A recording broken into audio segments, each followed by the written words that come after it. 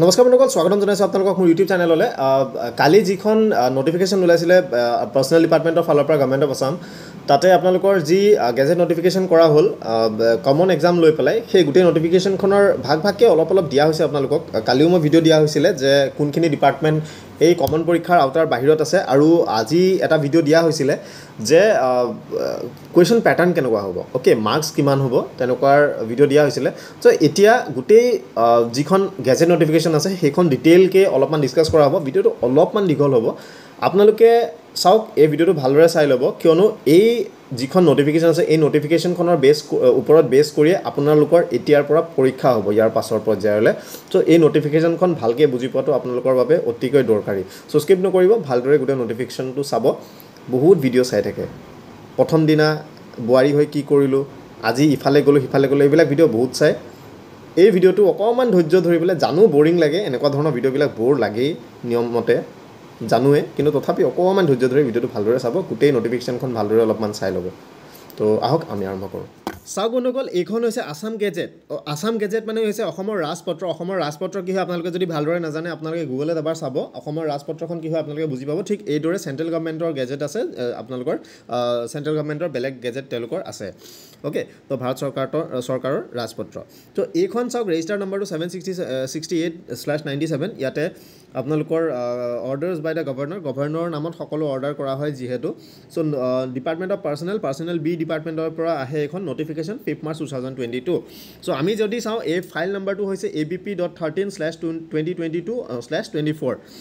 In exercise of the powers conferred by Section 15 of the Assam Direct Recruitment Commissions for analogous posts in Class 3 and Class 4 Act 2021, the Government of Assam makes the following rules for carrying out the provision of the Act, namely, these rules may be called the Assam Direct Recruitment for Class 3 and Class 4 Analogous Post Rule 2022. এই যি ৰুলৰ অধীনত আপোনালোকৰ চাকৰি পৰীক্ষা হ'ব ইয়াৰ পাছৰ পৰা, সেইখিনিৰ এই ৰুলটোৰ নাম হৈছে Assam direct recruitment for class 3 and Class 4 Analogous Post Rule 2022। এইটো মনত ৰাখিব, কিয়নো এইটো পৰীক্ষাত আপোনালোকৰ আহিব পাৰে যে এই ৰুলটো কি বুলি কোৱা হয়, যাৰ দ্বাৰা কমন পৰীক্ষা পাতা হৈছে, সেইটো হৈছে আছাম ডাইৰেক্ট ৰিক্ৰুটমেণ্ট এইটো।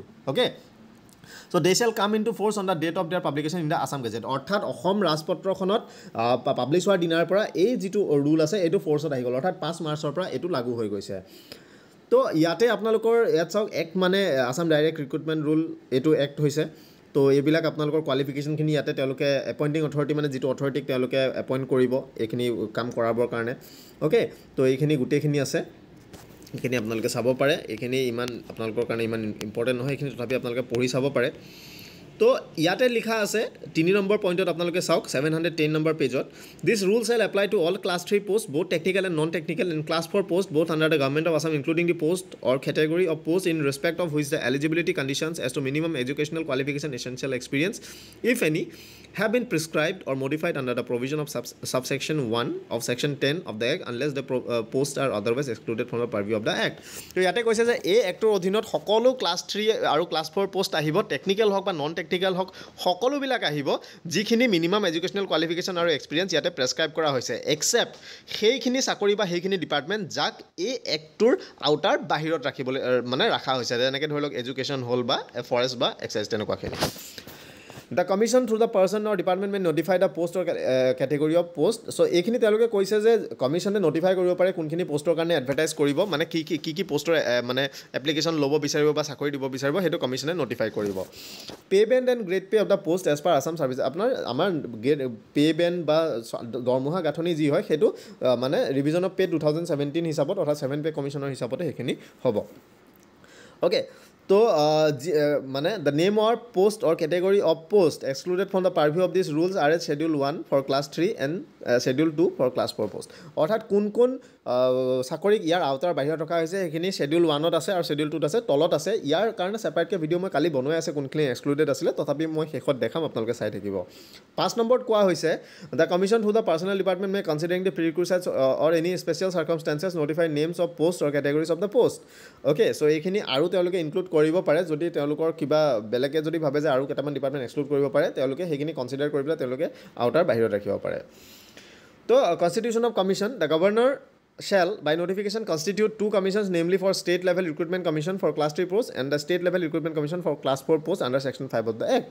So a actor অধীনত তেওঁলোকে দুটা কমিশন বনাব ওকে দুটা কমিশন বনাব এটা কমিশনে পৰীক্ষা পাতিব ক্লাছ 3 পোষ্টৰ কাৰণে আৰু এটা কমিশনে পৰীক্ষা পাতিব ক্লাছ 4 পোষ্টৰ কাৰণে ওকে গ্ৰেড 3 আৰু গ্ৰেড 4 সেপাৰেট কমিশন হ'ব দুটা সো একেটা কমিশনে দুইটা পৰীক্ষা নাপাতে হেতু কথা মনত ৰাখিব each of the commission have shall consist of a chairman who is serving in the rank of additional chief secretary so দুইখন কমিশনৰে বেলেগ বেলেগ আপোনালোকৰ চেয়াৰম্যান থাকিব সেপাৰেট চেয়াৰম্যান থাকিব আৰু যাৰ ৰেংক এডিশনাল চিফ সেক্ৰেটাৰী পৰ্যায়ৰ বা প্ৰিন্সিপাল সেক্ৰেটাৰী পৰ্যায়ৰ হ'ব আৰু দুজন আপোনাৰ কমিশনাৰ সেক্ৰেটাৰী বা সেক্ৰেটাৰী পৰ্যায়ৰ দুজন বিষয়া থাকিব ওকে তো মানে অফিসৰ টাৰ্মটো কি হ'ব হেতু পাছত নটিফাই কৰা হ'ব ওকে সো এইখিনি ষ্টাফৰ কথা কোৱা হৈছে এইখিনি আপোনালোকৰ ইমান প্ৰয়োজন নাই তো এইখিনি মই স্কিপ কৰি দিছোঁ আপোনালোকে ডিটেইলকৈ পঢ়িব পাৰে মই টেলিগ্ৰাম গ্ৰুপ বনোৱা আছে তাতে এইটো আপলোডো কৰা আছে আপোনালোকে চাব পাৰে তো ডাইৰেক্ট ৰিক্ৰুটমেণ্টৰ প্ৰচিডিউৰটো কি আপোনালোকে চাওক immediately after constitution the commission shall inform the department to submit requisition in the model format of Annex R1 in a specific date or as determined under provision of subsection 2C of the section 16 of the act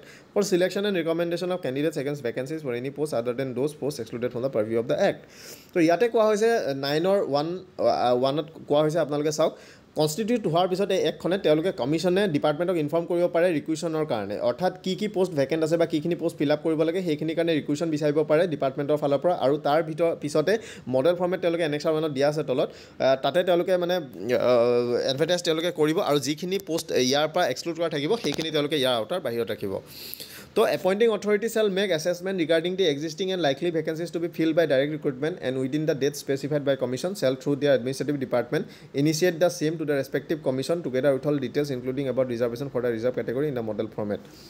So, appointing authority তেওঁলোকে assessment কৰিব regarding existing and likely vacancy অৰ্থাৎ কি vacancy আছে আৰু কি vacancy আহিব পাৰে সেইখিনি তেওঁলোকে এসেস কৰি তেওঁলোকে কমিশনক তেওঁলোকে জনাব okay Thereafter, before the end of each year, the appointing authority shall make assessment regarding the existing vacancy and the likely number of vacancies to be filled by direct recruitment during the next 12 months and through their administrative department shall intimate the same to the respective commission together with the detail about reservation for the reserve categories in the model format.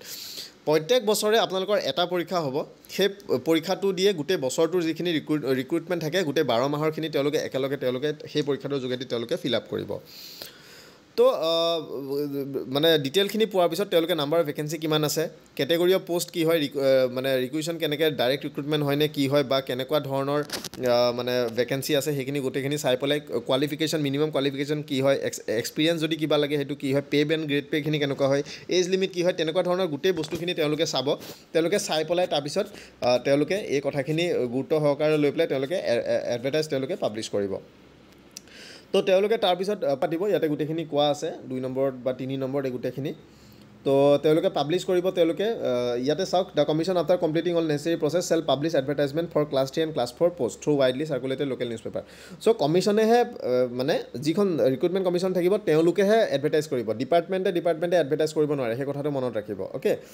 তো আৰু এটো কৰিব subsection 2F of section 16 of this act okay এটো অধীনত তেওঁলোকে কৰিব Manner of receipt of application and issuing an admit card and other related task for holding the examination shall be determined by the commission or its authorized agency. So, admit card কেনেকৈ দিব online হ'ব নে offline হ'ব বা application কেনেকৈ ল'ব সকলোবিলাক পাছৰ পৰ্যায়ত কমিশনে জনাব এলিজিবিলিটি কন্ডিশন কি থাকে সেইখিনি ডিপাৰ্টমেন্টৰ যিবিলাক আছে মানে ক্ৰাইটেৰিয়া বিলাক সেইবিলাক চাই পেলাই তেওঁলোকে মানে ডিটাৰমাইন কৰিব এক্সামিনেশন হোৱাৰ পিছত তেওঁলোকে সিলেকশন কৰিব সাকসেসফুল ক্যান্ডিডেট আৰু তেওঁলোকে ৰিকমেন্ড কৰিব সাকসেসফুল ক্যান্ডিডেটৰ নেমখিনি ডিপাৰ্টমেন্টক ৰুল 10 ৰ মতে এপইন্ট কৰিবৰ কাৰণে ওকে ইয়াতে দিয়া আছে ইম্পৰ্টেন্ট কথা the commission shall select candidate for recommendation on merit in order of higher grade pay taking into consideration reservation okay যি সকলে আপোনালোকে পোষ্ট চুজ কৰা আপোনালোকৰ অপচন নাথাকিব সেই কথাটো মনত ৰাখিব আপোনালোকে যিমান বেছি মাৰ্ক পাব সিমান হায়াৰ গ্ৰেড পে চাকৰি আপোনালোকে পাব সাপোজ আপুনি যদি ভাবিছে মই সেক্ৰেটাৰিয়েটৰ জেডবল হ'ম সেক্ৰেটাৰিয়েটৰ জেডবল হ'বলে আপোনালোকৰ হেতু 8700 টকাৰ পে স্কেল হয় মানে গ্ৰেড পে হয় হেতু সবতছে ওপৰত আছে তো আপোনাৰ যদি মাৰ্ক কম হয় আপুনি 5000 টকাৰ চাকৰি এটাও পাব পাৰে মানে 5000 গ্ৰেড পে চাকৰিটো পাব পাৰে আপোনাৰ যিমান মাৰ্ক বেছি হ'ব সিমানে হায়াৰ পাব যিমানে কম হ'ব সিমানে লোৱাৰ পাব আৰু ইয়াতে কিন্তু মানে ৰিজাৰ্ভেশনটো থাকিব সো ৰিজাৰ্ভেশনৰ কথাও আহিব তো পেপাৰখিনি আপোনালোকৰ কি থাকিব আপোনালোকে চাওক ইয়াতে আপোনালোকৰ দিছে বেচেলাৰ্ছ ডিগ্ৰী লেভেলত এইখিনি বস্তু মই ডিটেইলকৈ মই ইয়াৰ আগৰ ভিডিঅ'টোত মই বুজোৱা আছে আপোনালোকে ভালদৰে চাই ল'ব বেচেলাৰ্ছ ডিগ্ৰী চাৰিটা ভাগ থাকিব bachelor's degree computer skill bachelor degree in science আৰু বেচেলাৰ ডিগ্ৰী ইন কমাৰ্চ আৰু bachelor's degree with economics statistics mathematics যেনেকৈ ধৰি লওক ষ্টেটিষ্টিকেল ইনস্পেক্টৰ বা ইনভেষ্টিগেটৰ থাকে তেনেকুৱাখিনি ৰিটেন পৰীক্ষা থাকিব আপোনালোকৰ MCQ থাকিব মাল্টিপল চইচ কুৱেশ্যন আপোনালোকৰ 175 মাৰ্কছ মেক্সিমাম থাকিব 3 ঘণ্টাৰ ষ্টেজ 2ত আপোনাৰ কম্পিউটাৰ টেষ্ট আৰু অৰেল ইণ্টাৰভিউ থাকিব 25 মাৰ্কৰ হাই ছেকেণ্ডেৰী লেভেলৰ আপোনালোকৰ তিনিটা ভাগ আছে হায়াৰ ছেকেণ্ডেৰী পাছ বা higher secondary pass with computer skill আৰু তৃতীয় হায়াৰ ছেকেণ্ডেৰী ছায়েন্স অৰ ইকুইভেলেণ্ট অ'কে তেনেকুৱাখিনি আপোনালোকৰ থাকিব ইয়াতে 150 মাৰ্কছৰ মেক্সিমাম কুৱেশ্যন পেপাৰ থাকিব পাৰে 2.5 ঘণ্টাৰ ভিতৰত শেষ কৰিব লাগিব আৰু ষ্টেজ 2ত আপোনালোকৰ কম্পিউটাৰ টেষ্ট বা আদাৰ যি টেষ্ট কমিশ্যনে ভাবে 25 মাৰ্কৰ থাকিব তৃতীয়টো আপোনালোকৰ থাকিব চাওক ক্লাছ 10 লেভেলৰ মেট্ৰিকৰ লেভেলত আপোনালোকৰ দুটা ভাগ থাকিব HSLC আপোনালোকৰ পাছ আৰু HSLC উইথ ড্ৰাইভিং অ'কে সেইখিনি ইয়াতে 150 মাৰ্কৰ পেপাৰ থাকিব মেক্সিমাম 2.5 ঘণ্টাৰ ভিতৰত শেষ কৰিব লাগিব আৰু প্ৰেক্টিকেল বা অৰেল টেষ্ট আপোনালোকৰ থাকিব 25 মাৰ্কছৰ ইয়াৰ পিছত আপোনালোকৰ নন টেকনিকেল পোষ্টৰ ক্ষেত্ৰত আপোনালোকৰ কোৱালিফাইং মাৰ্কছ বা ৰিটাৰ্ণ এক্সামিনেশ্যন এইখিনি কথা তেওঁলোকে ইয়াতে ক্লিয়াৰলি তেওঁলোকে দিছে কম্পিউটাৰ টেষ্টৰ সেইখিনি কমিশ্যনে ডিচাইড কৰিব তাৰপিছত আপোনালোকৰ ইম্পৰ্টেণ্ট কথা আছে যে গ্ৰেড পে যিখিনি আছে কনচিডাৰেশ্যন এইখিনি আপোনালোকে চাই লওক মই সেইটো কথা ক'লোৱে গ্ৰেড পে যিখিনি হায়াৰ গ্ৰেড মানে বেছি মাৰ্ক পাব হায়াৰ গ্ৰেড পেত পাব তো গ্ৰেড মানে যিখিনি ক্লাছ 8ৰ আছে সেইটোৰ কাৰণে ইম্পৰ্টেণ্ট কথা ইয়াতে দিয়া আছে চাওক their shall be a single paper of 135 marks অৰ্থাৎ মানে যিখিনি 8 পাছৰ চাকৰি আছে সেইখিনিত 135 মাৰ্কছৰ ৰিটাৰ্ণ থাকিব অবজেক্টিভ টাইপ কুৱেশ্যনৰ যিটো ক্লাছ 10 বা ক্লাছ 8 লেভেলৰ কুৱেশ্যন থাকিব আৰু 15 মাৰ্কছৰ ইয়াৰ পাছৰ পৰ্যায়ত ইণ্টাৰভিউ কুৱেশ্যন আপোনালোকৰ থাকিব ইণ্টাৰভিউ বা যি তেওঁলোকে ভাবে অ'কে তো এইখিনি ছাকচেছফুল হোৱাৰ পিছত এইখিনি যিখিনি মাৰ্ক পাই পেলাই যিখিনিক মানে ৰেফাৰ কৰিব এপইণ্টমেণ্টৰ কাৰণে তেওঁলোকে এপইণ্টমেণ্ট পাব তেওঁলোকৰ মাৰ্কৰ বেচিছত অ'কে মেৰিট লিষ্ট তেওঁলোকৰ টোটেল মাৰ্কছ আৰু ৰিটাৰ্ণ আৰু কম্পিউটাৰৰ ওপৰত বেছ কৰি তেওঁলোকক কেলকুলেট কৰা হ'ব আণ্ডাৰ ৰুল 10 অ'কে চ' এইখিনি থাকিব তেনেকৈ তেওঁলোকে চিলেক্ট কৰিব candidate obtaining higher marks in written examination shall be selected যিসকলে বেছি মাৰ্ক পাব তেওঁলোকক চিলেক্ট কৰা হ'ব এইটো অবভিয়াছ কথা বাৰু if selection could not be made after following টাইপৰ process the candidates with earlier date of birth shall be selected higher মাৰ্কৰ বেচিছত যদি তেওঁলোকৰ যদি খেলি মেলি হয় মানে ছাপ'জ ইয়াতে এটা কথা কৈছে দুজনে যদি একে মাৰ্ক পায় অ'কে এইটো মনত ৰাখিব 3 নম্বৰ পইণ্টটোত চাওক যদি কোনোবাই হায়াৰ মাৰ্ক পায়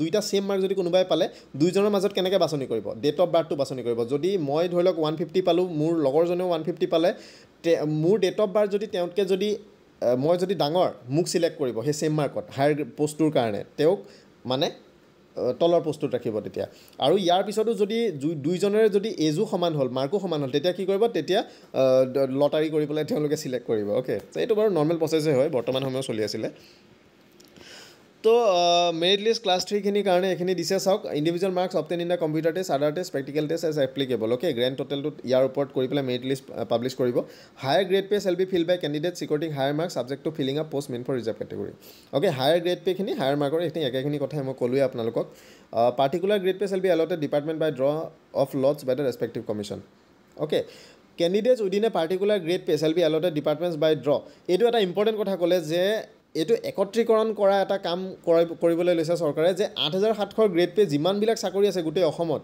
ডিপাৰ্টমেণ্টবিলাকত তেওঁলোকে লটাৰী কৰি পেলাই তেওঁলোকক ডিপাৰ্টমেণ্ট এলট কৰিব যে এনেকুৱা নহয় যে 8700 JEE আপুনি ছেক্ৰেটেৰিয়েটতো পাব বেলেগ কোনোবা ডিপাৰ্টমেণ্টৰ যদি 8700 টকাৰ চাকৰি যদি আছে আপোনালোকক বেলেগ ডিপাৰ্টমেণ্টতো এলট কৰিব পাৰে এই কথাটো কিন্তু ভালদৰে মনত ৰাখিব অ'কে এইটো এটা বহুত ইম্পৰ্টেণ্ট কথা কৈ দিলে কিন্তু commission shall send the final merit list to department for appointment এইটো বাৰু কথাই places of posting shall be decided by the respective departments in a manner decide ক'ত আপোনালোকক পষ্টিং দিব সেইটো ডিপাৰ্টমেণ্টে ডিচাইড কৰিব অ'কে তো মেৰিট লিষ্ট ফৰ ক্লাছ 4 পষ্টৰ কাৰণে আপোনালোকৰ ৰিটাৰ্ণ আৰু ইণ্টাৰভিউ মাৰ্কছ লৈ পেলাই আপোনালোকৰ ডিটাৰমাইন কৰিব তো obtaining higher marks shall be selected এই ৰিক্ৰুটমেণ্ট প্ৰচেছটো ছেমেই হয় গ্ৰেড 3খিনি যেনেকৈ আছিলে ইয়াতো সেই ছেইম হয় তো এইখিনি একেই বাৰু এইখিনি ইমান বেলেগ কথা নাই এপইণ্টমেণ্ট ষ্ট্ৰিক্টলি মেৰিট ৱাইজত হ'ব আৰু ৰিজাৰ্ভেশ্যনখিনি থাকিবই বাৰু তো এলিজিবিলিটিটো কি হয় এলিজিবিলিটিটো চাওক merit list mentionable shall remain valid for 12 months okay এবাৰ যে আপোনালোকে পৰীক্ষা দিলে সেই পৰীক্ষাৰ ভেলিডিটিটো 12 মাহ থাকিব সেই 12 মাহৰ ভিতৰত আপুনি যি চাকৰি ওলায় তাতে আপোনালোকে এপইণ্টমেণ্ট পাব যিখিনি ভেকেঞ্চি থাকে তাতে এপইণ্টমেণ্ট পাব তাৰপিছত আকৌ নেক্সট বছৰ আকৌ পৰীক্ষা দিব লাগিব অ'কে সেই বস্তুটো মনত ৰাখিব আৰু ইম্পৰ্টেণ্ট পইণ্ট হৈছে কোনো পাৰ্চন এলিজিবল নহ'ব এপইণ্টমেণ্টৰ কাৰণে unless he is a citizen of India okay unless he is a citizen of India if he has more than one wife living or in case of a female candidate who has married a person who has one wife living এজনী ৱাইফতকৈ ওপৰত থাকিব নোৱাৰিব provided এটা government মে কেতিয়াবা সেইটো relax কৰিব পাৰে in contravention of the provision of the Assam Public Services application of small family norms in direct recruitment. Okay, অৰ্থাৎ দুটাতকৈ বেছি ল'ৰা ছোৱালী থাকিলেও আপোনালোকে চাকৰি পাব নোৱাৰে, আপোনালোকে কেনচেল হ'ব, সেই বস্তুবিলাক আপোনালোকে মনত ৰাখিব। Okay, so person appointed by direct recruitment shall be liable to be posted anywhere within the state of Assam or outside Assam to any department of the government to in the affairs of the government. ইয়াতে কোৱা হৈছে যে direct ৰিক্ৰুটমেণ্টত যিসকল মানুহ সোমাব তেওঁলোকে কি হৈছে তেওঁলোক লাইবল হ'ব যিকোনো জেগাত পষ্টিঙৰ কাৰণে। আপোনালোকে ক'ব নোৱাৰিব যে মই ইয়াতে পষ্টিং পাব লাগিব বা ইয়াতে মই মোক ইয়াত কিয় দিলে, তেনেকুৱা ধৰণৰ কথা ক'ব নোৱাৰিব। গভৰ্ণমেণ্টে য'তেই বিচাৰে, ডিপাৰ্টমেণ্টে য'তেই বিচাৰে আপোনালোকক তাতেই পষ্টিং দিব পাৰে। এই কথাটো আপোনালোকে কিন্তু ভালদৰে মনত ৰাখিব। অ'কে, তো এইখিনি ফিজিকেল হেল্থৰ কথা কোৱা হৈছে। আপোনালোকৰ এটা কথা মনত ৰাখিব, এতিয়া 2 নম্বৰ পইণ্টত আপোনালোকে চাওক, 16ৰ 2 নম্বৰ পইণ্টত selected candidate shall have to submit a notarised affidavit regarding character and antecedent. আপোনালোকৰ কেৰেক্টাৰ এণ্টিচিডেণ্ট চাৰ্টিফিকেট এখন আপোনালোকে দিব লাগিব, নোটাৰী চাৰ্টিফিকেট দিব লাগিব। অ'কে, মেজিষ্ট্ৰেট চাৰ্টিফিকেট নহয়, মেজিষ্ট্ৰেটৰ চাইন নহয়, নোটাৰী চাৰ্টিফিকেট, যি নোটাৰী থাকে আপোনাৰ কোৰ্টত, নোটাৰী চাৰ্টিফিকেট দিব লাগিব। সেইখন তাত ক'লে আপোনালোকক বনাই দিব চাকৰি পোৱাৰ পিছত। তো এইখিনি ইম্পৰ্টেণ্ট কথা আপোনালোকে চাই লওক, এইখিনি বেলেগ আৰু নাই বাৰু ইমান ইম্পৰ্টেণ্ট। ৰিজাৰ্ভেশ্যনখিনি বাৰু থাকিলে, ৰিজাৰ্ভেশ্যনৰ কথা। গভৰ্ণমেণ্টৰ পাৱাৰ, নাথিং কণ্টেনচি, গভৰ্ণমেণ্টে ৰুল চেঞ্জ কৰিব পাৰে, পাৱাৰ অফ গভৰ্ণমেণ্ট ইয়াতে সেইখিনি বস্তু দিয়া হৈছে। কিছুমান ৰুল ৰিলেক্স কৰিব পাৰে, 2 নম্বৰ পইণ্টত সেইটো লিখা হৈছে। প্ৰভিজন অফ দ্য ৰুল, এইখিনি ৰিলেক্সেশ্যনৰ কথা এইখিনি লিখা হৈছে, ইমান বেলেগ কথা নাই। এইখিনি ইমান নালাগে। ৰিপিল এণ্ড ছেভিংছ, এনি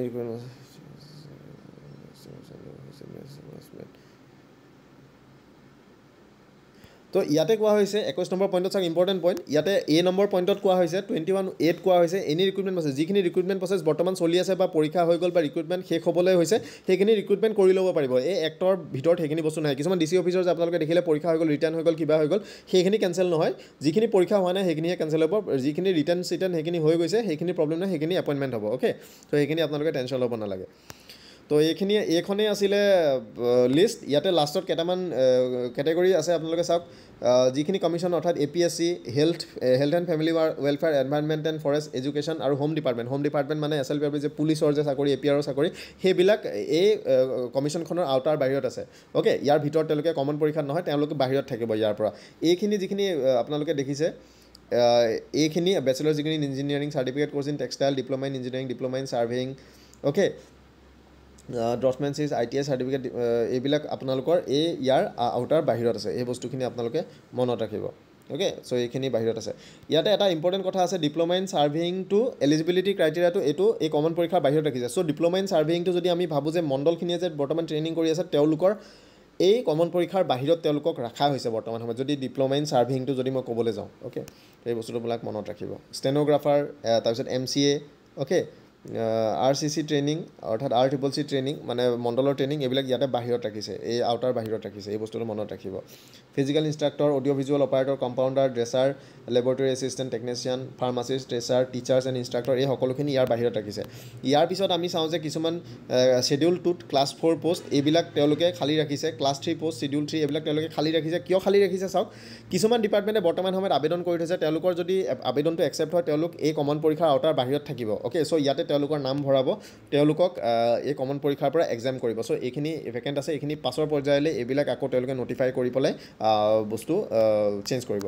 চ' এইখন আছিলে আমাৰ যি মানে কমন পৰীক্ষাৰ গেজেট নটিফিকেশ্যন। হয়তো আপোনালোকে কথা অলপমান বুজি পাইছে এতিয়া। চ' বন্ধুসকল, এইখন আছিলে কমন পৰীক্ষাৰ নটিফিকেশ্যন। গোটেই নটিফিকেশ্যনখন আপোনালোকক দেখালোঁ, হয়তো বস্তুবিলাক বুজি পাইছে। কিবা যদি অসুবিধা থাকে আপোনালোকে কমেণ্ট ছেকশ্যনত আপোনালোকে জনাব, যিটো বস্তু বুজি পোৱা নাই বা মই যদি কিবা কোৱাত ভুল হৈছে বা কিবা যদি মই ক'ব নোৱাৰিলোঁ, আপোনালোকে সেইটো কথা মোক বুজাই দিব। আৰু টেলিগ্ৰামৰ কথা বহুতে কৈ থাকে, টেলিগ্ৰাম চেনেল খোলা হৈছে। মই লিংকটো মোৰ প্ৰথম কমেণ্ট যিটো আছে ইয়াতে পিন কৰি থৈ দিছোঁ কমেণ্টটো, আপোনালোকে তাতে গৈ পেলাই টেলিগ্ৰাম গ্ৰুপ জইন কৰিব পাৰে। খালি ৰিকুৱেষ্ট এটা, বৰ বেছি দৰকাৰী নহ'লে মেছেজ আপোনালোকে তাতে ইমান বেছিকৈ নকৰিব, কিন্তু বহুতো মানুহ আছে তেওঁলোকে অশান্তি পাব পাৰে। কিছুমান যি ইম্পৰ্টেণ্ট বস্তু থাকে সেইখিনি বস্তু আপোনালোকে দিব। আৰু ইনষ্টাত যদি ফ'ল' কৰি পেলাই যদি মেছেজ দিয়ে আপোনালোকে, তেতিয়া মই মেছেজখিনি ডাইৰেক্টলি পাই যাওঁ। নহ'লে ফ'ল' নকৰি পেলাই যদি মেছেজ দিয়ে, ৰিকুৱেষ্ট বক্সত সোমাই থাকিলে মেছেজবিলাক পোৱা নাযায়। ত' সেইটো কথা কৈছোঁ। ধন্যবাদ ভিডিঅ'টো চোৱাৰ কাৰণে। আৰু কিবা থাকিলে আপোনালোকে জনাব। আজিলৈ ভিডিঅ' ইমানতে সামৰি মাৰিছোঁ, ধন্যবাদ। অলপ দীঘলীয়া হ'ল, অলপ ধৈৰ্য ধৰি পেলাই চাব। বহুতো বাকী ভিডিঅ'বিলাক আপোনালোকে চাই থাকে, নিজৰ যিটো লাইফৰ কাৰণে ইম্পৰ্টেণ্ট সেই বস্তুবিলাকো অলপমান ভালদৰে আপোনালোকে চাব, অকণমান ধৈৰ্য ধৰি। বৰ লাগে এইবিলাক বস্তু, মই জানো, মই আগতে ভিডিঅ' ষ্টাৰ্টতো কৈছোঁ বৰ লাগে, তথাপি অলপমান ধৈৰ্য ধৰি চাব। কিমাননো আৰু এইবিলাক মানুহ ঘূৰি ফুৰিছে, ক'ৰবাত গৈছে, কোনোবা বিয়া হৈছে, প্ৰথম দিনা কি কৰিছে, এইবিলাকনো কিমান চাব, আৰু এইবিলাকো অলপমান চাব। চ' থেংক ইউ ভিডিঅ' চোৱাৰ কাৰণে। নতুন ভিডিঅ' এটা আকৌ লগ পাম। আজি ইমানতে সামৰিছোঁ।